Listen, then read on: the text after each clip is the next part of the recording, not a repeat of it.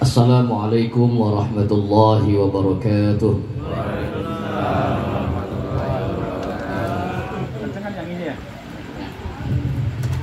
Alhamdulillahi rabbil alamin. Wassalatu wassalamu ala asyrafil anbiya'i wal mursalin Sayyidina wa maulana Muhammadin wa ala alihi wa ashabihi wa atba'ihi ajma'in. Amma ba'du. Yang saya muliakan, saya hormati segenap para alim ulama, para kiai, para asatid wal asatidah, wabil khusus sahibul hajat Bapak Samari. Yang saya hormati Ketua RT 016 RW 8 Bapak Joko Martono. Hadir ya Pak Joko, yang mana? Perjalanan. Ketua DKM Masjid Darul Ulum Bapak A.L. Suratno. Alhamdulillah. Ketua RT 15 Bapak Munjadi hadir. Rapat ya. Yang saya hormati Bapak Ustadz Suparno, Bapak Ustadz Asep, Bapak Ustadz Sugriwa, Bapak Ustadz Haji Tarjuki, dan calon pengantin Putri Arianti dan Ibnu Hajar. Puji syukur kepada Allah Subhanahu wa Ta'ala. Pertama kita panjatkan kepada Allah dengan sama-sama kita melafadzkan hamdalah alhamdulillahi rabbil. Atas berkat rahmat dan izin Allah, malam ini kita dapat berkumpul bersama dalam rangka doa, dalam rangka tasyakur walimatul arush Ananda Putri Arianti dan Ibnu Hajar. Kita berdoa, bermohon kepada Allah Subhanahu wa Ta'ala, mudah-mudahan acara pada malam hari ini hingga esok, kita berharap acaranya lancar tanpa halangan suatu apapun, amin ya rabbal alamin. Salawat dan salam tidak terlupa kita sanjungkan kepada junjungan baginda Nabi besar kita Muhammad sallallahu alaihi wasallam, kepada segenap keluarga, sahabat dan para pengikutnya, dan mudah-mudahan salawat dan salam juga tercurahkan kepada kita selaku umatnya yang taat, amin. Umatnya yang patuh, amin. Umatnya yang cinta terhadap ajaran dan agamanya, amin. Dan kita berharap mendapatkan syafaat minad dunya ilal akhirah, amin ya rabbal. Para kiai, para ustadz, saya tidak akan panjang lebar, singkat saja, paling lama saya 10 menit. Kalau saya ngisi di TV One itu, di acara Damai Indonesiaku, saya paling dikasih waktu 8 menit tausiah, 8 menit tanya jawab, sisanya iklan sarung Wadimor. Itu sisanya. Durasi 1,5 jam, hanya itu yang saya dapat dari 3 pemateri, biasanya paling lama 8 menit. Insya Allah malam ini karena daerahnya jauh dari rumah saya pulangnya ntar jauh, jadi nggak usah lama-lama. Kalau di TV One 8 menit, di sini karena ada Pak Sugriwa, jadi saya tambahin 2 menit aja. Jadi insya Allah 10 menit cukup ya. Para hadirin, para kiai, sahibul hajat yang saya muliakan, malam ini kita berkumpul. Yang pertama bersyukur kepada Allah. Insya Allah walaupun tadi hujan, saya ditelepon, Ustadz mudah-mudahan acaranya nggak hujan. Nggak apa-apa hujannya sore, yang penting nanti malam sama besok nggak hujan, amin. Kalau hujan repot juga. Yang kedua, kita berwasiat. Saya tidak menceramahi Bapak, para kiai, para ustadz, tetapi saya juga berwasiat untuk diri saya dan para hadirin semua bahwa pernikahan itu adalah merupakan sunnah Rasulullah Muhammad sallallahu alaihi wasallam. Jadi sunnah itu Pak, ada yang tasyri'iyah, ada yang ghairu tasyri'iyah. Apa sih sunnah yang tasyri'iyah? Sunnah tasyri'iyah itu sunnah-sunnah yang berkaitan dengan ibadah, dengan syariat. Lalu apa sunnah yang ghairu tasyri'iyah? Ghairu tasyri'iyah berarti sunnah-sunnahnya Rasulullah yang berkaitan dengan pribadinya. dengan pribadi Rasul. Rasulullah Muhammad itu manusia biasa sama dengan kita. Semua para nabi pun manusia biasa sama dengan kita. Maka ketika Rasulullah Muhammad mengimami salat terakhir di waktu subuh, beliau membaca ayat bunyinya begini: Qul innama ana basyarum mithlukum yuha ilayya annama ilahukum ilahu wahid faman kana yarju liqa'a rabbih faly'amal 'amalan shalihan wa la yusyrik bi ibadati rabbih ahada. Ini tukang sound systemnya ada nggak? Ada. Tolong ehonya dikurangin, Mas. Ya, kedengeran ya? Ehonya dikurangin aja. Ketika Rasulullah Muhammad akan meninggal dunia, Rasulullah Muhammad itu manusia biasa sama dengan kita. Rasulullah Muhammad itu, Bapak hadirin semua, dilahirkan di hari Senin. Jadi Rasulullah Muhammad lahirnya hari Senin, wafat beliau pun hari Senin, diangkat menjadi Rasul hari Senin, hijrah dari Mekah ke Madinah pun hari Senin, dan memindah Hajar Aswad juga pada hari Senin. Maka setiap hari Senin Rasulullah Muhammad berpuasa. Rasul ditanya oleh para sahabat, "Ya Rasulullah, mengapa engkau berpuasa di hari Senin?" Rasulullah menjawab, "Karena hari Senin aku dilahirkan dan hari Senin aku diangkat menjadi Rasul, maka aku berpuasa di hari Senin dalam rangka bentuk bersyukurku kepada Allah. Karena aku hari Senin dilahirkan, aku hari Senin diangkat menjadi Nabi, maka aku hari Senin bersyukur kepada Allah dengan melakukan ibadah puasa." Orang Kampung Baru, orang sini, orang apa namanya, komplek apa?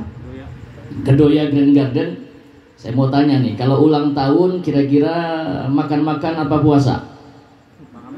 Makan-makan, udah jujur aja nggak apa-apa. Kita bukan nabi kok. Rasulullah Muhammad lahirnya hari Senin, diangkat menjadi Rasul hari Senin, memindah Hajar Aswad hari Senin, wafatnya Rasulullah Muhammad pun pada hari Senin. Di hari Senin terakhir pada tanggal 12 Rabiul Awal. Jadi Rasul lahirnya hari Senin, wafatnya juga hari Senin. 12 Rabiul Awal Rasulullah Muhammad wafat, meninggal dunia. Sakitnya Rasul, para hadirin, ini sebelum kita masuk ke tema pernikahan, saya rasa untuk soal pernikahan udah paham semua lah. Ini mumpung ketemu. Rasulullah Muhammad itu sakitnya diawali di bulan Safar. Bulan Safar. Bulan Safar pada Rebo terakhir di bulan Safar, Rasulullah Muhammad jatuh sakit.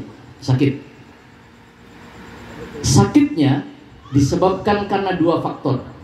Yang pertama karena Rasulullah Muhammad pernah diracun, dan yang kedua Rasulullah Muhammad terkena sihir. Kalau sihir bahasa sini namanya apa? Oh ya, santet. Kok Rasul kena santet? Yo kena manusia kok. Siapa yang nyantet Rasul? Ada disebutkan di dalam tafsir. Yang nyantet namanya Lubaid bin Aqsam al-Yahud. Namanya Pak Lubaid, anaknya Pak Aqsam, itu agamanya Yahudi. Kenapa dia nyantet Rasulullah? Karena dia hasud, dengki, iri hati, nggak seneng. Awal mula munculnya sihir itu dari perasaan hasud.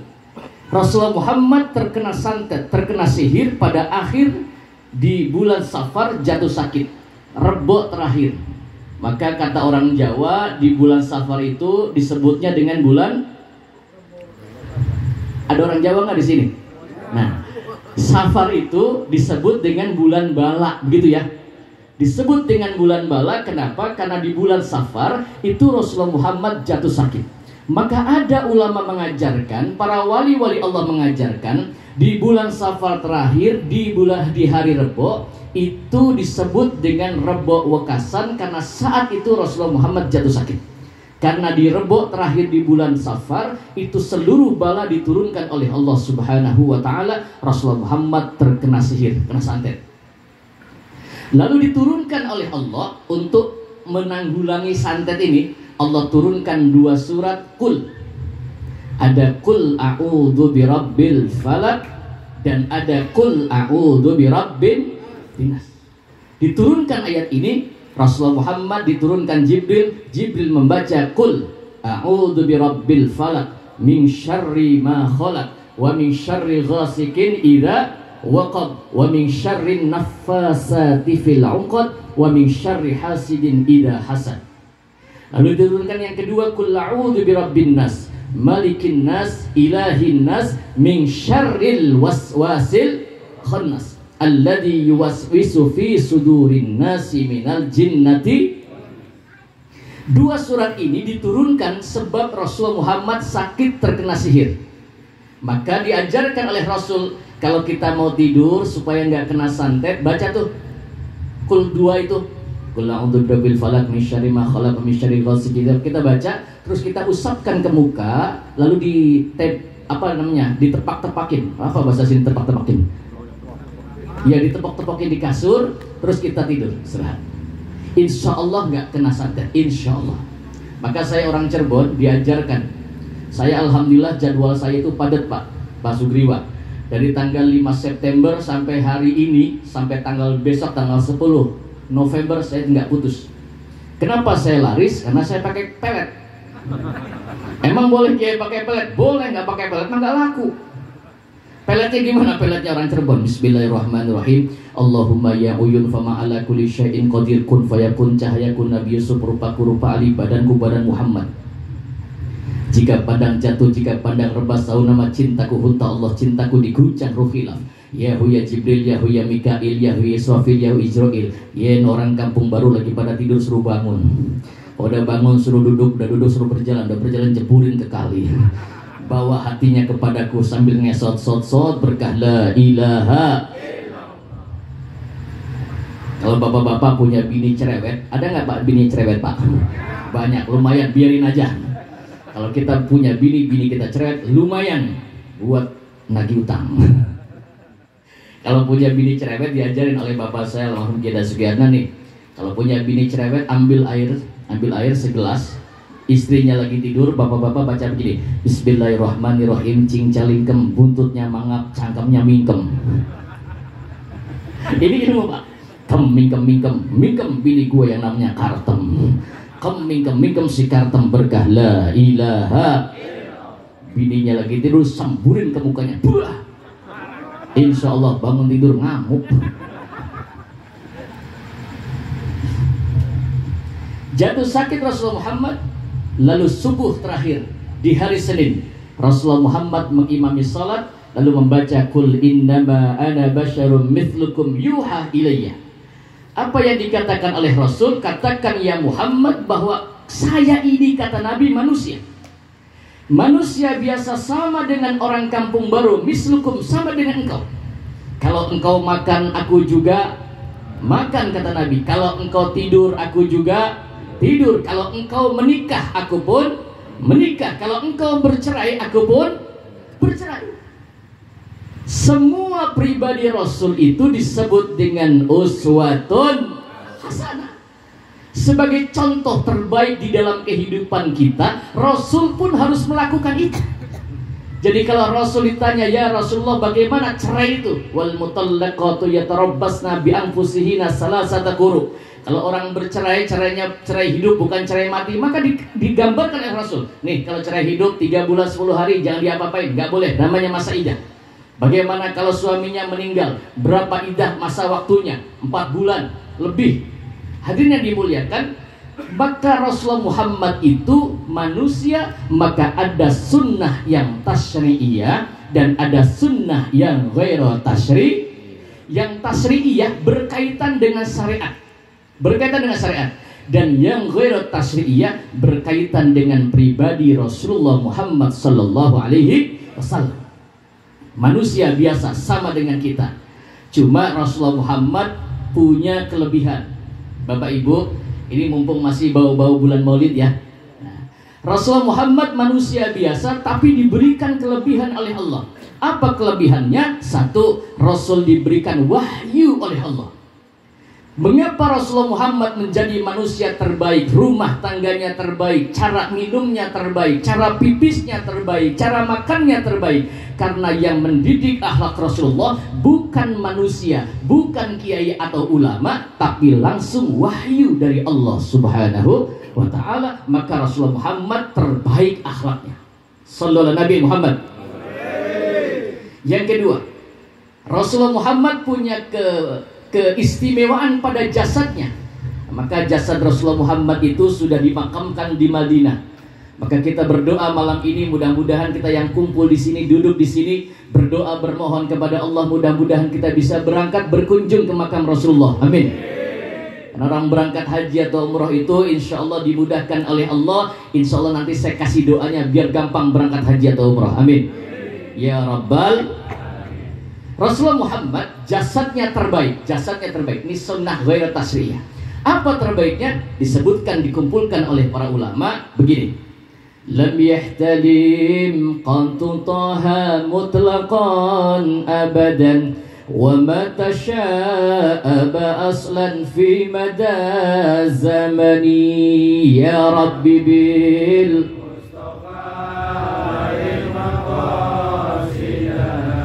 waghfir lana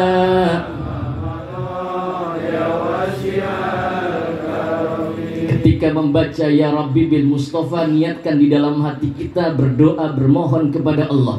Karena Nabi Muhammad paling suka dipanggil Al-Mustafa. Minta, dalam hati minta. Minhud dawabu falam tahrab wa ma waqa'at dubabatun abadan fi jismihil hasani ya Rabbi bil Mustafa.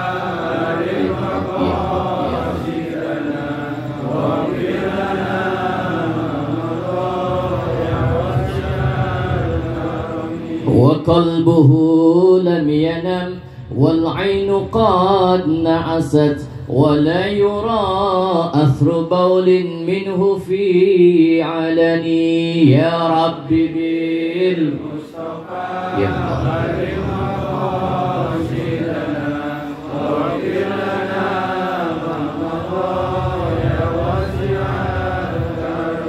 Apa kemuliaan yang ada pada diri Rasulullah Muhammad? Satu, lam yahtalim qattu toha mutlaqan abadan. Kita ini percaya nggak sama Rasulullah? Saya nanya, percaya nggak sama Rasulullah? Beriman nggak sama Rasul? Pernah lihat Rasul? Ini yang namanya iman. Iman itu tidak harus melihat. Iman itu tasdiqun fi qalbi, memasukkan ke dalam hati dan membenarkan dari apa yang kita dengar, bukan dari apa yang kita lihat. Sekali lagi, yang namanya iman itu memasukkan ke dalam hati dan membenarkan ke dalam hati dari apa yang kita dengar, bukan dari apa yang kita lihat. Bapak-bapak sholat, sujud menyembah kepada Allah, pernah nggak lihat Allah? Ada nggak Allah itu? Ada. Mana bukti adanya Allah? Nih, adanya alam ini, adanya diri ini ya. Makanya kata Bung Haji Roma Irama begitu. Adanya alam ini, bukti adanya apa. Adanya diri ini, bukti adanya Tuhan yang buta. Yang buta mata hatinya. Yang tulis jangan. Adanya alam ini bukti adanya Allah. Bapak-bapak, nih dalam diri kita mewujudkan adanya Allah, bukti adanya Allah. Perhatikan, rambut yang ada di dalam tubuh kita yang bisa panjang cuman yang ada di kepala. Bener gak? Seandainya semua panjang, hidung kita ini menghadapnya ke bawah semua. Kenapa? Supaya nggak repot kalau pas hujan. Kalau menghadapnya ke atas, begitu hujan banjir pak, ngurasnya susah. Adanya alam ini bukti adanya Allah. Gak perlu kita lihat Tuhan, tapi cukup memasukkan ke dalam hati dari apa yang kita dengar, bukan dari apa yang kita lihat. Paham? Nah, yakinlah, kita sujud minta kepada Allah. Allah gak bisa dilihat. Bukan tidak ada, tapi tidak mampu mata kita. Jangankan mata kita lihat Allah, lihat Tuhan, lihat ciptaannya matahari. Kuat apa enggak mata kita? Percaya sama malaikat? Percaya? Ada nggak malaikat itu? Ada. Mata kita jangankan lihat malaikat, lihat kentut aja bisa apa enggak? Kentut ada apa enggak? Bunyinya ada, suaranya ada, kelihatan enggak? Wah, tunjuk-tunjuk lu ya.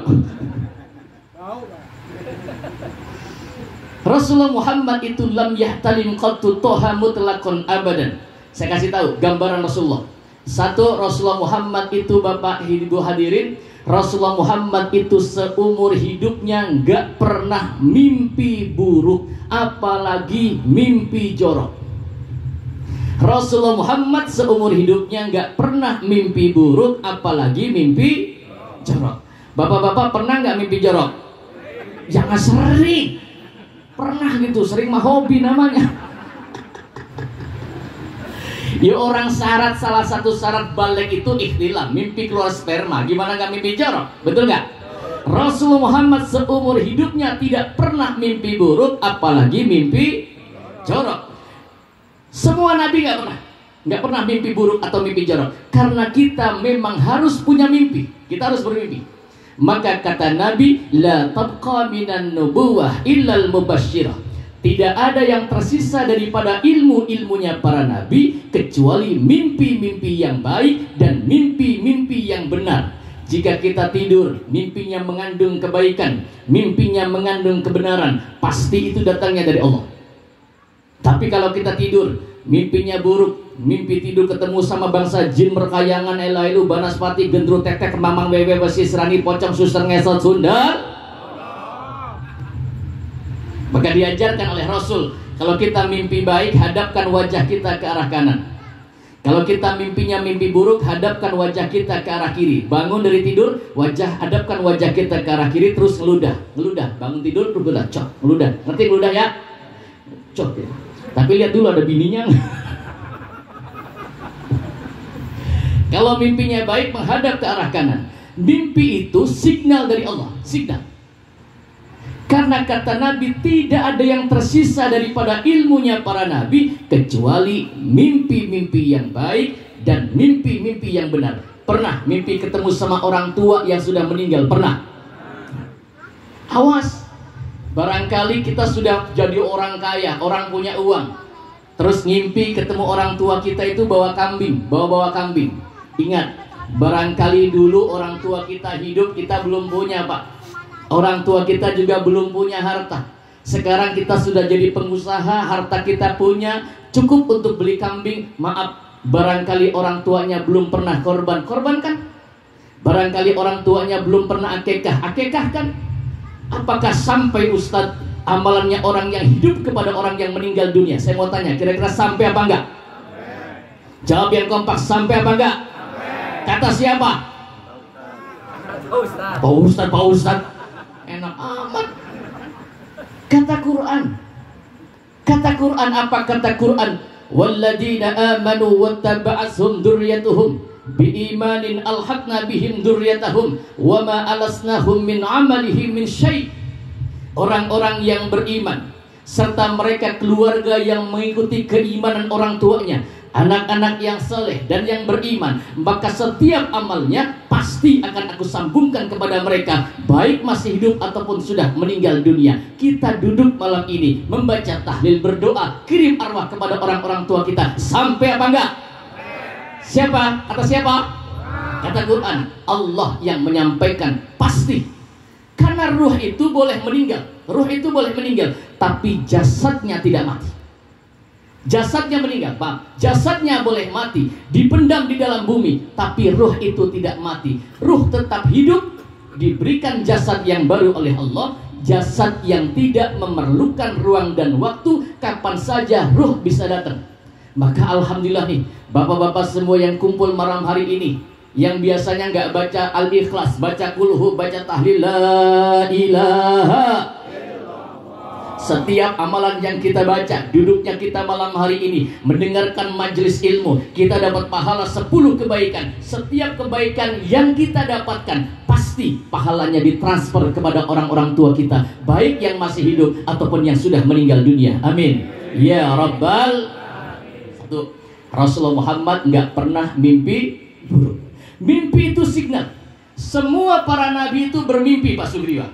Nabi Ibrahim bermimpi. Apa mimpinya? Falamma balagha ma'hu sa'ya qala ya bunayya inni ara fil manami anni adbahu. Nabi Ibrahim bermimpi mendapatkan perintah dari Allah untuk nyembelih anaknya. Mimpi. Nabi Yusuf mimpi. Apa mimpinya Nabi Yusuf? Melihat 11 bintang, bulan dan matahari, bersujud kepada Nabi Yusuf.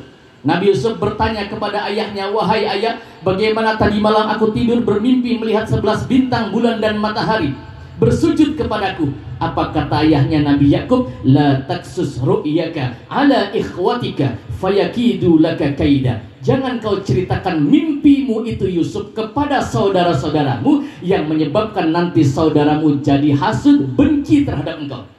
Pak, Pak, nyaut ngapa sih? Udah boleh sambil ngopi, boleh.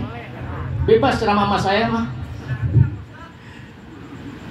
Kenapa tidak diceritakan? Karena nanti saudaranya cemburu. Yusuf tidak cerita kepada saudaranya, cerita kepada ayahnya, tapi ayahnya begitu mendengar cerita mimpinya Yusuf saja, ayahnya begitu sayang kepada Yusuf sehingga kakak-kakaknya cemburu. Betul? Apa mereka bilang? Nih bapak cintanya cuma sama Yusuf nih. Punya duit buat Yusuf, punya tanah buat, punya kambing buat, segala-gala buat. Nih kalau begini Yusuf masih hidup, kita nggak kebagian apa-apa nih. Maka kata saudaranya, uqtulu Yusuf, kita bunuh saja Yusuf.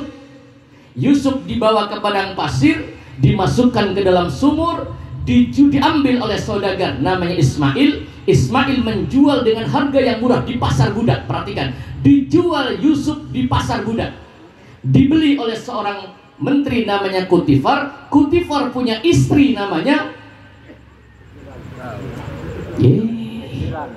udah pura-pura pintar aja biar cepat selesai. Bininya Pak Kutifar namanya siapa?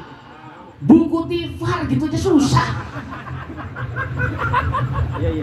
Karena bininya RT dipanggil Bu, bininya RW dipanggil Bu, bininya Pak Kutifar namanya, selesai, pura-pura pintar aja udah. Namanya Zulekha. Dibeli sama Kutifar, dipelihara sejak kecil. Begitu dewasa, Yusuf kelihatan gantengnya, memancar wajahnya. Zulekhanya, majikannya, demen sama pembantunya. Yusuf mau diperkosa, difitnah, Yusuf masuk penjara. Ini contoh di dalam Al-Quran. Sejak zaman Nabi Yusuf udah ada majikan demen sama pembantu. Zaman sekarang ada apa enggak? Banyak. Ada di mana? Indosiar. Jadi kisah Quran itu nanti berulang. Maka kata para ahli sejarah, at-tarikhu yu'idu nafsahu. Sejarah itu akan mengulangi dirinya sendiri. Orangnya sudah boleh meninggal, tapi nanti pasti sejarah-sejarah yang ada di dalam Al-Quran pun akan terjadi saat ini. Sallallahu Nabi Muhammad. Semua nabi mimpi, termasuk Khadijah, istri Rasulullah Muhammad Sallallahu Alaihi Wasallam. Khadijah, Bapak Ibu, sebelum menjadi istri Rasulullah Muhammad, ini pengantin ya, itu Khadijah itu adalah seorang janda. Maaf. Khadijah itu seorang janda. Janda berapa kali Ustaz? Janda 2 kali. Kalau di dekat pesantren saya itu ada janda 4 kali katanya. Itu janda apa hobi itu? Khadijah itu laris. Khadijah itu janda 2 kali. Pertama, Khadijah menikah dengan seorang laki-laki namanya Abu Halah, punya anak 2. Jadi Rasulullah Muhammad menikah dengan Khadijah, punya anak tiri, beberapa anak tiri, banyak anak tirinya. Maka kalau saya ditanya, Ustaz, anak tirinya Rasulullah Muhammad berapa? Saya jawab, banyak.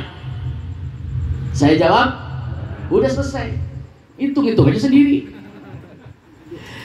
Menikah lagi, Abu Halahnya kaya raya. Menikah lagi, meninggal dunia. Menikah lagi dengan Atiku, punya anak. Atikunya pun meninggal dunia. Khadijah menjadi janda. Jadi janda 2 kali. Banyak orang naksir datang kepada Khadijah karena orangnya cantik sekaligus kaya. Kekayaan Khadijah, tanah Mekah itu sebagian tanah Mekah dikuasai Khadijah, miliki Khadijah. Begitu satu malam Khadijah tidur, Khadijah mimpi. Apa mimpinya? Khadijah bermimpi melihat matahari besar dan bersinar turun masuk ke dalam rumah Khadijah. Cahayanya terang benderang sampai cahaya matahari menerangi seluruh alam. Sallallahu Nabi Muhammad. Khadijah bangun dari tidurnya, datang ke rumah pamannya namanya Waraqah bin Naufal, ahli takwil mimpi. Datang Khadijah ke rumah pamannya, ketok pintu, tok tok tok tok. Khadijah, oh bapak-bapak semua sih ya. Pamannya keluar, Waraqah bin Naufal keluar, ketok pintu Khadijah, Waraqah bin Naufal keluar. Begitu keluar Waraqah nanya, Khadijah ada apa? Anu paman, saya kesini datang karena aku tadi malam bermimpi. Mimpiku mimpi yang aneh, nggak pernah aku mimpi begini. Udah duduk Khadijah, takwilkan mimpi saya paman. Apa mimpinya Khadijah? Aku bermimpi melihat matahari besar turun masuk ke dalam rumahku. Cahayanya terus terang sampai cahaya matahari menerangi seluruh alam. Sallallahu Nabi Muhammad. Duduk, kata pamannya, akan aku takwilkan. Dibuka kitabnya, Bapak Ibu hadirin. Waraqah bin Naufal ini bukan orang Nasrani, bukan orang Yahudi, melainkan beliau adalah orang yang beragama anittabi millata Ibrahim, ahli kitab. Karena Waraqah bin Naufal ini punya ayah, ayahnya bersambung nasabnya sampai ke Qusay. Qusay punya ayah sampai ke Kilab, sampai Ghalib, sampai Ilyas, sampai Kinanah, sampai Quraisy, naik ke atas sampai Ma'adi, naik ke atas sampai Adnan, naik ke atas sampai Ismail, Ismail naik ke atas sampai dengan Ibrahim alaihis. Nabi Muhammad pun nasabnya bersambung. Muhammad bin Abdullah bin Abdul Muttalib bin Hashim bin Abdi Manaf bin Qusay bertemu dengan Waraqah bin Qusay. Min nasabil aliyah, dari nasab-nasab yang terpuji, dari nasab-nasab yang mulia. Qusay naik ke atas. Ibunya Nabi Muhammad namanya Aminah bintil Wahab, dari suku Zuhriyah, nasabnya bersambung sampai kepada Abdi Manaf, sampai dengan Nabi Ibrahim alaihis. Begitu dibuka kitabnya oleh Waraqah, dibuka ahli kitab, bukan orang Nasrani, dibuka ahli kitab, membuka, kaget ini Waraqah melihat takwil mimpinya Khadijah. Waraqah menjerit, Khadijah. Khadijah di belakang rumah. Kenapa paman engkau menjerit? Ini sejarah. Khadijah, ini menurut kitab takwil mimpinya, kau bermimpi melihat matahari yang besar turunan masuk ke dalam rumahmu, cahaya terang. Menurut kitab takwil mimpinya, kau tidak akan lama lagi bakal punya suami Khadijah. Alhamdulillah. Bakal punya suami paman? Iya. Apa hebatnya suami saya paman? Banyak orang yang datang melamar kepada aku, cuma aku udah trauma, nggak mau punya suami lagi, takut suamiku meninggal. Enggak Khadijah, ini sudah ada di dalam kitabnya. Engkau bakal punya suami. Suamimu ini nanti Khadijah akan menjadi nabi akhir zaman. Sallallahu Nabi Muhammad. Bakal menjadi nabi akhir zaman paman? Iya. Siapa namanya paman? Namanya Muhammad. Kurang kompak. Namanya Muhammad. Begitu disebut namanya Muhammad, ini Khadijah terus mengingat Muhammad.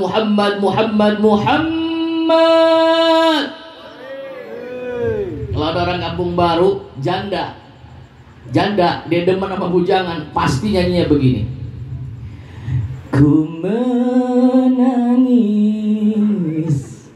menangisku karena terus biasanya apa nih? Ku berduka, dukaku karena ku meranaku karena rindu. Ku bersedih, sedihku karena rindu kepada Rasulullah Muhammad. Masya Allah. Usia Rasulullah Muhammad 25 tahun kurang, dibawa oleh pamannya Abu Thalib. Ayo Muhammad, jangan ngangon. Ngerti nggak ngangon pak? Jangan ngangon kambing aja. Ayo Muhammad, ikut kerja. Ini contoh Rasulullah Muhammad bukan orang malas. Ikut kerja. Kemana paman? Ke rumahnya saudagar kaya yang punya perusahaan bonafit, perusahaannya besar. Ayo paman. Rasulullah Muhammad itu Bapak Ibu sekalian, kerjaannya tadinya hanya menggembala kambing, ngangon wedus kata orang Jerman. Ngerti ngangon wedus nggih? Ngerti nggih? Ngangon kambing. Kok Nabi ngangon kambing? Itu sudah ada garisannya. Maka kata Nabi, ma min nabiyyin illa ra'al ghanam. Tidaklah dia akan menjadi seorang nabi kecuali pernah menjadi tukang angon wedus. Paham betul? Dia akan menjadi seorang nabi kecuali pernah menjadi penggembala kambing. Semua nabi pasti harus jadi pernah menggembala kambing. Nabi Ibrahim kambingnya banyak. Nabi Musa ditanya, wahai Musa, tongkatmu untuk apa? Satu, untuk mengambil dahan untuk makan ternak kambingku. Semua nabi mengangon kambing. Pertanyaannya, kenapa harus ngangon kambing? Oi. Kenapa harus kambing? Enggak sapi aja? Enggak onta aja? Kenapa? Kenapa kambing? Kenapa kambing? Ternyata diteliti oleh orang Eropa, Pak. Kita Muslim kalah. Orang Eropa meneliti hadis Nabi. Semua Nabi menggembala kambing. Kenapa? Karena setiap penggembala kambing itu punya sifat lemah, lembut, kasih sayang, telaten. Beda dengan penggembala kuda. Penggembala kuda orangnya sombong, kuda harganya mahal. Beda dengan penggembala onta. Karena onta itu penggembalanya pasti orangnya keras. Tapi penggembala kambing, kenapa Nabi semua menggembala kambing? Karena kambing itu sifat penggembalanya lemah, lembut, dan kasih sayang. Sallallahu Nabi Muhammad. Tapi kalau sekarang ada tukang angon wedus, orang bakal jadi nabi. Pun rampung nabi nih. Sallallahu Nabi Muhammad. Nabi Muhammad usia 25 tahun ini pernikahan. Bahwa setiap yang terjadi di muka bumi ini sudah ada kodoknya dari Allah. Takdir kita, jodoh kita, nasib kita sudah diatur oleh Allah. Namanya kodok. Namanya kodok itu ketetapan Allah sejak zaman azali. Kalau takdir, apa itu takdir? Takdir itu pengaplikasian daripada kodok.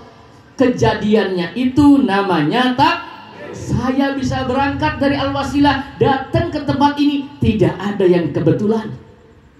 Setiap kita yang terjadi di muka bumi ini tidak ada kebetulan. Semua sudah ada catatannya, pengaplikasiannya. Kalau bahasa Jermannya apa? Pengeprakannya lah. Bahasa Jawa gitu. Diprakannya itu namanya disebut dengan tidak akan ada yang meleset daripada qadanya Allah, dan takdir itu adalah pengaplikasian. Mudah-mudahan Allah takdirkan kita malam hari ini jadi ahli surga semua. Amin. Gampang, insya Allah umatnya Rasulullah Muhammad itu insya Allah jadi ahli surga semua. Amin. Ya Rabbal. Rasulullah Muhammad sudah diatur, para hadirin. Diatur jodohnya harus janda. Jodohnya harus, ini perjalanan Rasul. Perjalanan Rasul. Rasulullah Muhammad dibawa oleh pamannya Abu Thalib datang ke rumahnya Khadijah, ketok pintu. Begitu sampai di rumah Khadijah, 5 menit lagi Pak.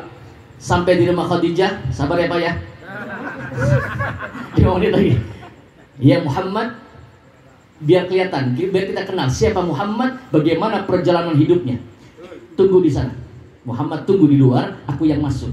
Begitu sampai rumah Khadijah, pamannya Abu Thalib ketok pintu. Tok tok tok Khadijah. Keluar Khadijah.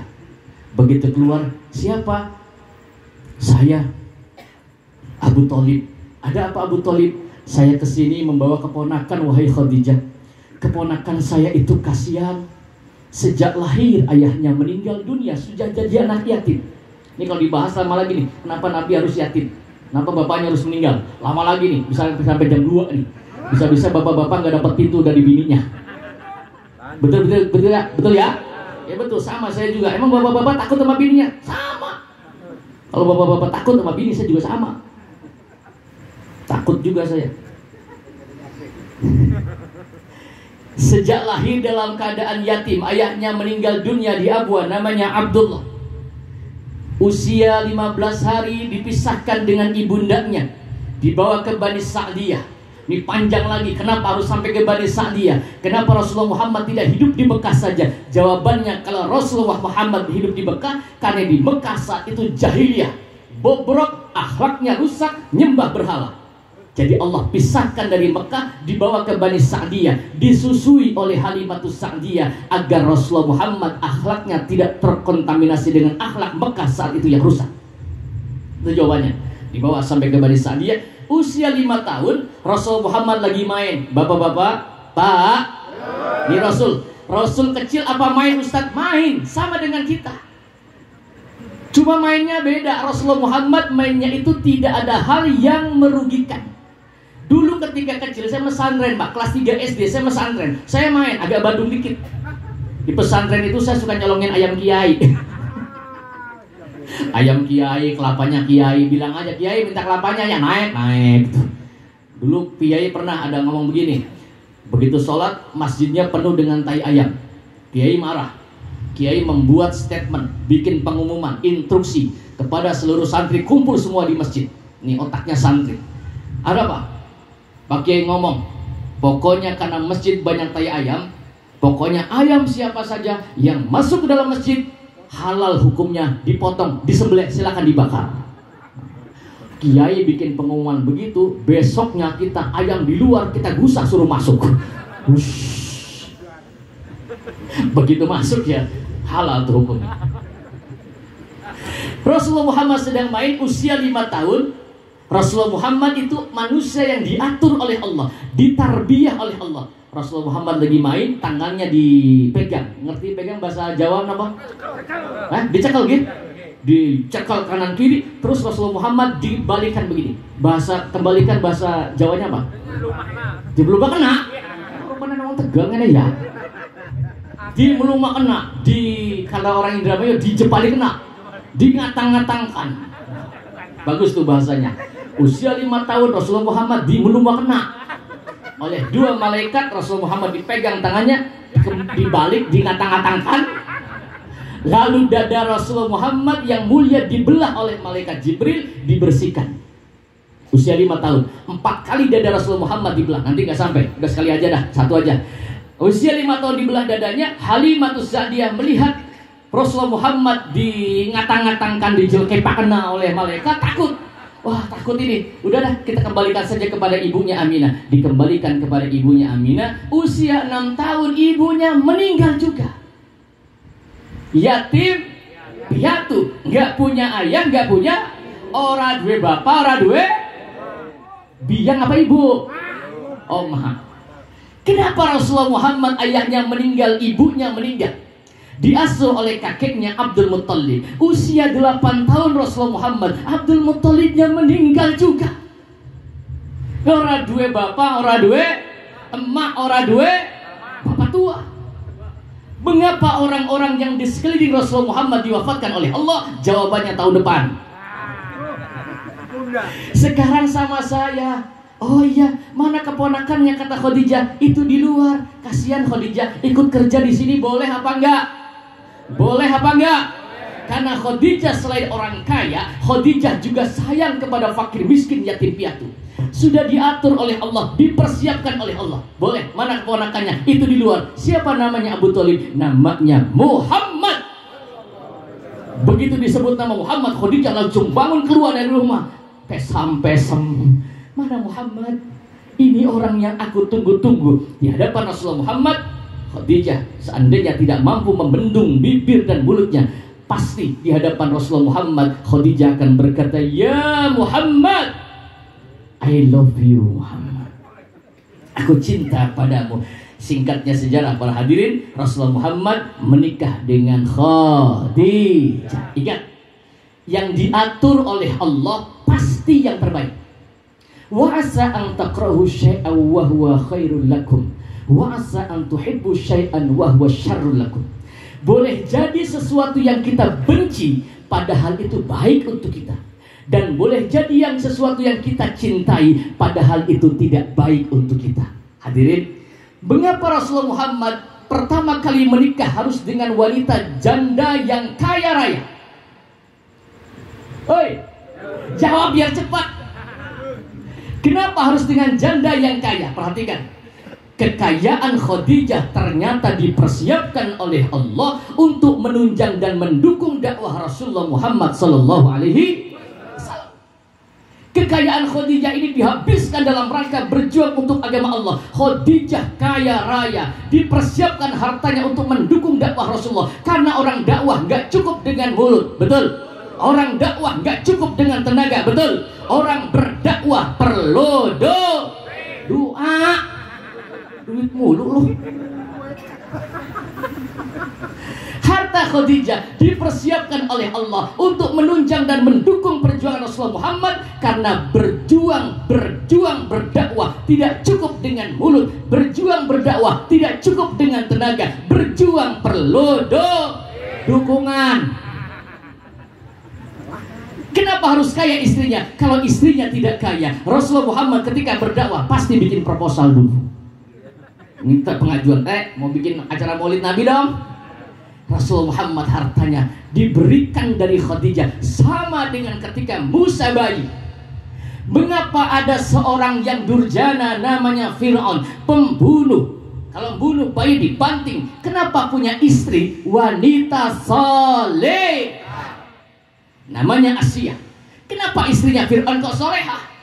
Karena Allah yang mengatur, disebut dengan Rabb. Allah itu Rabb. Rabb itu dari kata tarbiyah. Tarbiyah itu yang mengatur hidup kita, yang mengatur rezeki kita, yang mengatur keadaan kita. Itu Rabbil Alamin, Tuhan semesta. Kenapa dipilihkan Asia wanita solehah? Dipersiapkan oleh Allah karena untuk mempersiapkan bahwa nanti Musa bayi akan hanyutkan di sungai, diambil oleh wanita solihah namanya Asia. Sallallahu Nabi Muhammad. Satu berarti contoh Rasulullah Muhammad menikah dengan janda kaya. Ingat, jangan jandanya, kayanya aja. Satu, kalau mau pilih jodoh boleh lihat hartanya. Kedua, kalau mau pilih jodoh lihat cantiknya atau gantengnya, ketampanannya. Yang ketiga, lihat nasabnya, keturunannya. Kalau sekarang lagi ribut-ribut soal nasab Baklawi, gak usah dibahas. Insya Allah kita selamat aja, amin. Yang keempat, diniha, yang terpenting adalah lihat dari sisi agamanya. Sallallahu Nabi Muhammad. Sallallahu Nabi Muhammad. Maka contoh pernikahan terbaik adalah contoh pernikahan Khadijah dengan Rasulullah Muhammad sallallahu alaihi wasallam, karena setiap gerak langkah Rasulullah Muhammad itu adalah dalam tarbiyah Allah Subhanahu wa taala. Mudah-mudahan pasangan pengantin ini insyaallah besok akad nikahnya lancar. Amin. Akad itu berarti pengikat, akdun nikah, mengikat. Di dalam Islam tidak berat ketika menikah, cukup dengan mengucapkan qabiltu tazwijaha wa nikahaha li nafsi bidalik, sah jadi suami istri. Ketika seorang suami mengucapkan qabiltu, aku terima nikah dan kawinnya, gampang mengucapkannya, tapi tanggung jawab bapak-bapak berat. Apa tanggung jawabnya? Ketika kita menikah dengan seorang wanita, maka kita sebagai imam, sebagai pemimpin, punya tanggung jawab, bukan hanya memberikan nafkah lahir dan nafkah batin, tapi kita juga nanti dimintai pertanggung jawab oleh Allah di dalam akhirat. Woi, hati-hati ya. Mudah-mudahan kita dijadikan oleh Allah waj'alna lil muttaqina imama. Amin. Ya Rabbal. Terima kasih. Itu saja dapat saya sampaikan. Mari kita tutup malam ini dengan kita berdoa, bermunajat kepada Allah. Nanti ada doa lagi sama Kiai, silakan. Nanti saya doa dulu sedikit. Ya, kita berdoa bermohon kepada Allah. Mudah-mudahan yang hadir di sini Allah berikan keberkahan. Amin. Berkah umur, panjang umur. Amin. Berkah rezeki. Amin. Allah jadikan keluarga kita sakinah, mawaddah, warahmah. Amin. Allah jadikan anak-anak keturunan kita sebagai anak-anak yang soleh dan solehah. Amin. Yang selalu mendoakan orang-orang tua kita. Amin ya rabbal alamin. Rabbana taqabbal minna innaka antas samiul alim wa tub alaina innaka antat tawwabur rahim. Rabbana afriq alaina as-sabra wa thabbit aqdamana wansurna qabil kafirin. Rabbana ighfir li wa li walidayya wa lil mu'minina yawma yaqumul hisab. Rabbana atina min ladunka rahmatan wa hayyi lana min amrina rasyada. Ya Allah ya Tuhan kami malam ini berkumpul dalam rangka bersyukur kepadamu ya Allah atas nikmat-nikmat yang telah Engkau berikan ya Allah. Ya Allah ya Tuhan kami, lancarkanlah, mudahkanlah segala urusan-urusan kami ya Allah. Hasil maqasidana ya Allah. Ya Allah ya Tuhan kami, Jangan kau palingkan hati kami ini setelah engkau tanamkan hidayah ke dalam hati kami ini ya Allah. Ya Allah ya Tuhan kami, bimbinglah kami agar kami selalu menjadi manusia yang bersyukur kepadamu ya Allah, atas nikmat-nikmat yang telah engkau berikan kepada kami ya Allah, dan nikmat-nikmat yang telah engkau berikan kepada kedua orang tua kami ya Allah. Ya Allah ya Tuhan kami, ampunilah dosa-dosa kami dan dosa kedua orang tua kami ya Rabb.